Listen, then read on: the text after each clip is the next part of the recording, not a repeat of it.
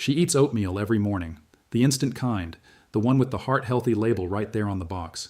She switched to whole wheat bread 3 years ago. She drinks orange juice because her daughter told her she needed more vitamin C. She has done everything right, and last Tuesday her doctor looked at her lab results, paused, and said her fasting blood sugar was 138, pre-diabetic. She stared at him and said, "But I eat so healthy." I hear that sentence almost every week, and every time it breaks something inside me because she is not wrong. She did try. She made the changes. She followed the advice printed on packages and repeated in magazines and echoed by well-meaning family members. The problem is that much of that advice was never designed for a body over 60. And some of the foods she trusted most are the very ones silently pushing her blood sugar into dangerous territory. I am Dr. Arya, and on this channel, Senior Health, I focus on one thing, giving you the truth that matters for your body at your age, not the generic advice designed for someone half your age with a completely different metabolism. What I am about to walk you through today may challenge things you have believed for years. Stay with me because by the end of this video you will look at your kitchen differently, and that shift could be the single most important thing you do for your health this year. Let me start with the food that shocks people the most when I bring it up. Whole wheat bread. Yes, the bread you switched to specifically because you were told it was the healthier option. And compared to white bread, it is. Slightly. It has more fiber, it has more micronutrients. But here's what nobody explained to you. The glycemic index of most commercial whole wheat bread is between 70 and 74. The glycemic index of pure white table sugar is 65. I will let that sit for a moment. The bread you bought because it was supposed to protect your health spikes your blood sugar faster than sugar itself. Not by a small margin. Measurably, consistently, and in a body over 60 where insulin sensitivity has already declined naturally, that spike does not come back down as quickly as it would in a younger person. You eat 2 slices of whole wheat toast at breakfast, and your blood sugar may still be elevated 2 hours later. You have not eaten anything sweet. You have not cheated on your diet, and your glucose is climbing anyway. Now, why does this matter more after 60 than it does at 40? This is the part most health advice completely ignores, and it is the part that changes everything. As you age, your body's ability to process glucose changes fundamentally. Your cells become less responsive to insulin. Your pancreas, which has been producing insulin for 6 or 7 decades, does not respond with the same speed or the same volume it once did. And your muscle mass, which is one of the most powerful glucose disposal systems in the human body, has naturally decreased. These are not diseases, these are normal biological shifts, but they mean that the same slice of bread, the same glass of juice, the same bowl of oatmeal that your body handled effortlessly at 45 now creates a blood sugar response that is significantly larger and significantly longer in duration. The food did not change. Your body did. And nobody updated the advice to match. Let me move to the second food because this one is in almost every refrigerator I have ever seen in a patient's home. Orange juice, apple juice, any fruit juice really. Families bring it to their aging parents with love. It feels wholesome. It feels natural. It has vitamins. But here is the reality. A single 8-ounce glass of orange juice contains roughly 26 grams of sugar. That is nearly the same as a glass of cola. The difference is that cola has never pretended to be healthy. Juice has. And because it carries that health halo, people drink it without hesitation, sometimes multiple glasses a day, believing they are doing something beneficial. In a body over 65, that sugar hits the bloodstream fast because juice has been stripped of the fiber that would normally slow absorption. The fruit itself, the whole orange, would release its sugar gradually. The juice delivers it all at once, like opening a floodgate. Your blood sugar spikes. Your pancreas scrambles to respond. And over weeks and months of this daily habit, you are training your body toward insulin resistance without ever eating a single cookie.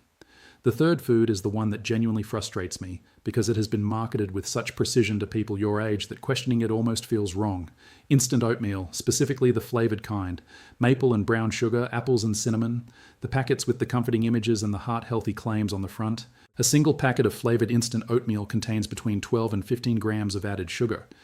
But even the plain instant variety is not innocent.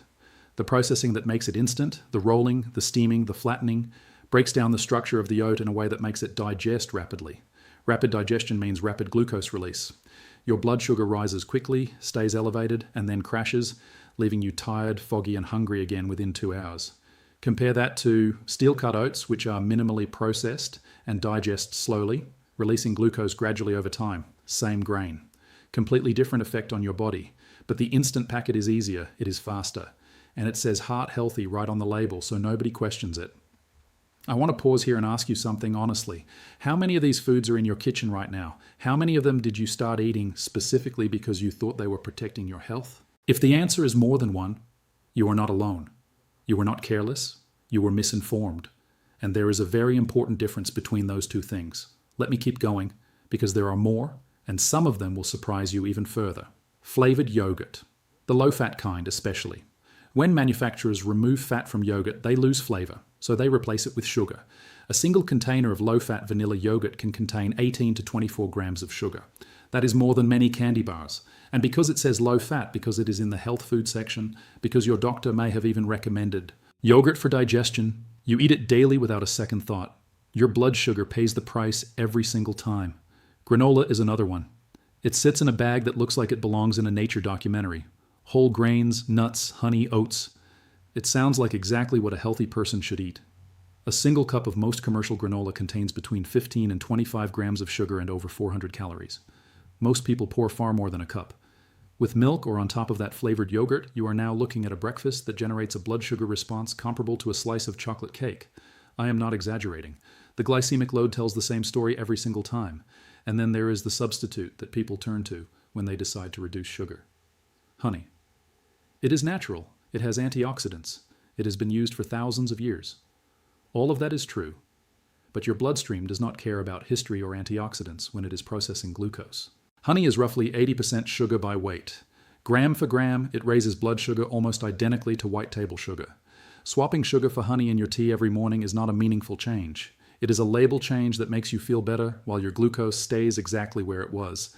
So what does all of this actually do to your body over time? Here's what concerns me most as a physician focused on senior health. Chronically elevated blood sugar, even at levels that are technically pre-diabetic, accelerates damage across virtually every system in your body. It damages the small blood vessels feeding your kidneys. It affects the tiny capillaries that supply blood to your eyes. It increases systemic inflammation, which is linked to joint pain, cardiovascular disease, and cognitive decline. And emerging research is showing that chronically elevated glucose may be one of the most significant modifiable risk factors for dementia in older adults. That bowl of instant oatmeal is not just raising a number on a lab report. Over months and years, it may be affecting your ability to think clearly, to remember, to remain independent. This is not a small thing, but here is what I need you to understand, and this is the part that matters most. None of this is irreversible. Not at 65, not at 75, not even at 85.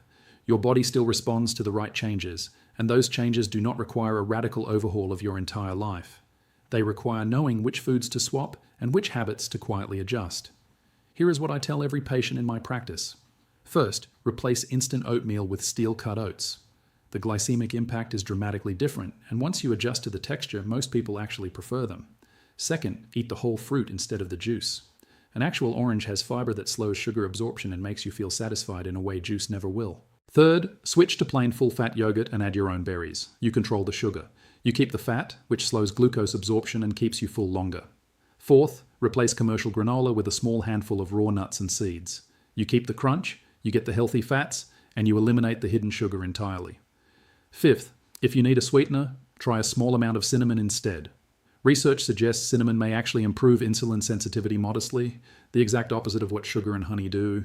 These are not dramatic sacrifices, these are informed substitutions. And in my experience, patients who make even 3 of these 5 changes see measurable improvements in their fasting glucose within 6 to 8 weeks. Some move out of the pre-diabetic range entirely, without a new medication, without a restrictive diet, simply by removing the foods that were silently working against them while pretending to help. I want you to do something this week. Walk into your kitchen, pick up 3 items you consider healthy and turn them around. Read the nutrition label. Look at the sugar content per serving. Look at the serving size and be honest about how much you actually consume. Write those numbers down. You may be stunned by what you discover. And that single moment of awareness is the beginning of a change that could protect your brain, your kidneys, your eyes, and your independence for years to come. If this information changed how you think about what is sitting in your kitchen, share this video with someone you love who is over 60. They deserve to know this too. And subscribe to this channel because next week we are going to talk about the 3 medications most commonly overprescribed to seniors and why your current dosage may deserve a second conversation.